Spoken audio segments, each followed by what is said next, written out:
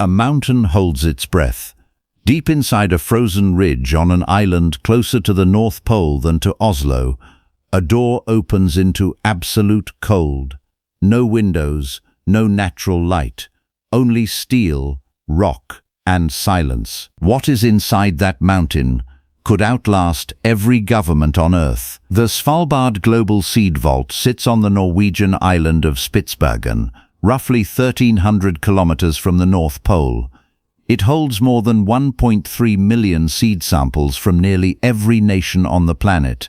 And the single question that drove its construction was not how to grow food, it was how to save it if everything went wrong. The story of the vault begins not with optimism, but with fear. By the early 2000s, agricultural scientists had documented something alarming. The world's crop diversity was quietly disappearing. Farmers across generations had grown hundreds of varieties of wheat, maize, and rice. Many of those varieties existed nowhere except in regional seed banks scattered across dozens of countries. Some of those banks were in conflict zones. Some had already flooded. One had burned. No single disaster would end all of them. But no single event had to. The fear was cumulative.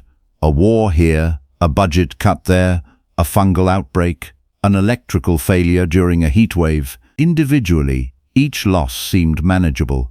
Added together over decades, the genetic foundation of global agriculture was shrinking.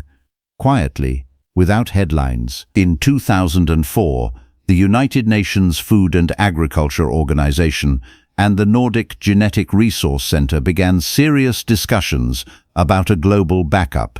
The idea was straightforward: build a facility so remote, so stable, and so politically neutral that seeds from every country could be stored there regardless of who was at war with whom. Norway offered Svalbard.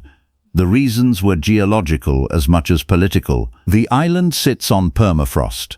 The rock around the vault stays at roughly -3 degrees Celsius year-round without any mechanical cooling. The designers added refrigeration to lower temperatures further, to -18 degrees, but even if the power went out entirely, the permafrost would keep seeds frozen for decades, maybe centuries. The vault was carved into the sandstone of Plateauberget Mountain.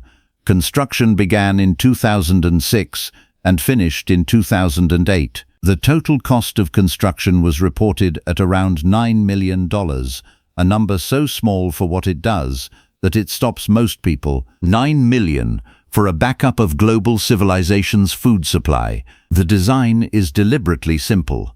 A 129-meter tunnel bores straight into the mountain. It splits at the end into 3 separate chambers. Only one chamber is currently in use. The other 2 wait, empty, in case they are ever needed. Each chamber is roughly 27 meters long and 10 meters wide, about the size of a modest warehouse, sealed inside a mountain, sealed inside a climate that rarely sees above freezing even in summer. Seeds arrive in sealed foil packets, placed inside sealed boxes, stacked on metal shelves. Each country or institution that deposits seeds retains legal ownership. Norway provides the physical security. No nation can access another's deposits without permission. The vault holds seeds from rice varieties developed over 10,000 years of Asian agriculture. It holds drought-resistant maize strains from West Africa, ancient wheat relatives from the Middle East, potato varieties from the Andes that have no commercial market but carry genetic traits, disease resistance, cold tolerance, that breeders may desperately need in 50 years. Some deposited varieties no longer exist anywhere else on Earth. That is not a dramatic exaggeration. That is the documentation. The vault's director, Asmund Asdal, has spoken publicly about the logic of the place. Seeds can survive in frozen storage for extraordinary lengths of time under the right conditions. Some varieties, stored properly, remain viable for hundreds of years.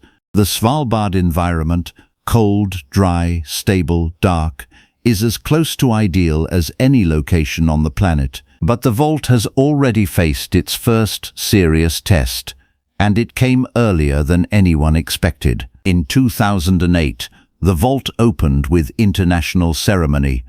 Within a decade, the permafrost it was built to rely on had already begun changing. In 2017, the tunnel at the entrance flooded. Unusually warm temperatures, warmer than any recorded in Svalbard's modern weather history, caused meltwater to pour into the access tunnel. The seeds themselves were not reached. The flood stopped before the inner chambers, but it was a warning. The infrastructure that was supposed to last forever needed fixing within 9 years of opening. Norway responded by waterproofing the tunnel entrance, improving drainage systems, and rerouting potential meltwater paths away from the door. The repairs cost approximately $13 million, more than the original construction, and the underlying cause, rising Arctic temperatures, has not reversed. This is the tension at the center of the vault's story. It was built to outlast political instability, wars, and budget failures. Those threats remain real, but the permafrost it relied on as a passive, zero-cost safety mechanism is now part of an unstable system. The vault's operators are now planning for a future in which mechanical cooling alone must maintain safe temperatures, regardless of what the rock around it does. That requires ongoing power, ongoing maintenance, ongoing funding.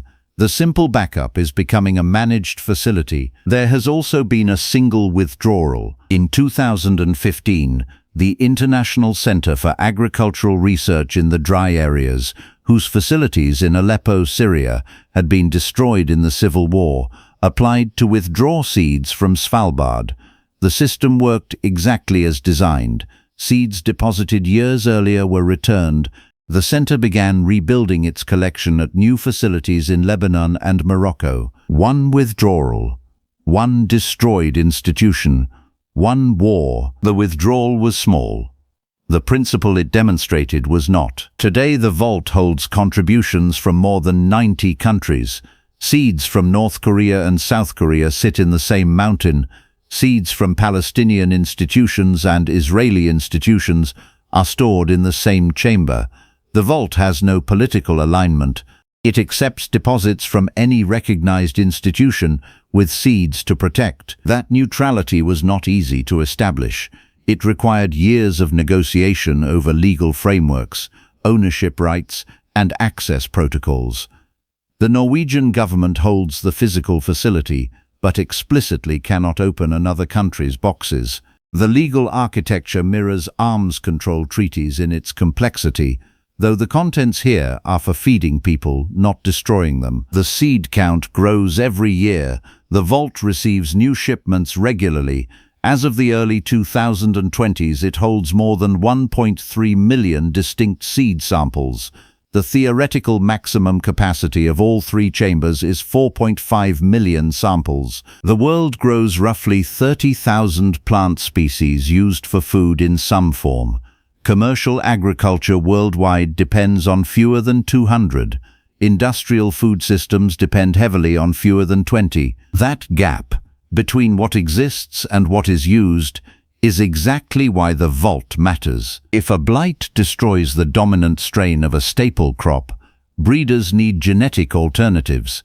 Those alternatives must exist somewhere, preserved and accessible. The history of agriculture includes multiple near collapses from exactly this kind of monoculture vulnerability. The Irish potato famine, the 1970s corn blight in the United States, which destroyed roughly 15% of the national harvest in a single season. Each time, recovery depended on finding resistant varieties, often in obscure collections, often barely preserved. The vault is an attempt to make sure that search, when it comes again, finds something. Not every problem it faces is geological or climatic. Funding remains a recurring concern.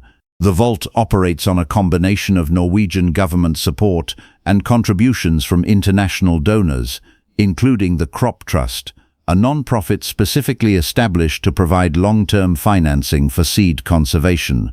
The trust has an endowment model designed to generate returns independently of annual political budgets. Whether that model holds over truly long time horizons, 50 years, 100 years, is genuinely uncertain. The vault was built with a specific philosophy: put the seeds somewhere stable, keep them cold, make access legally clean, and let time do the rest.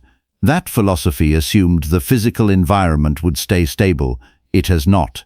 The adaptation is ongoing. What is clearer now than it was in 2008 is that the vault is not a finished solution.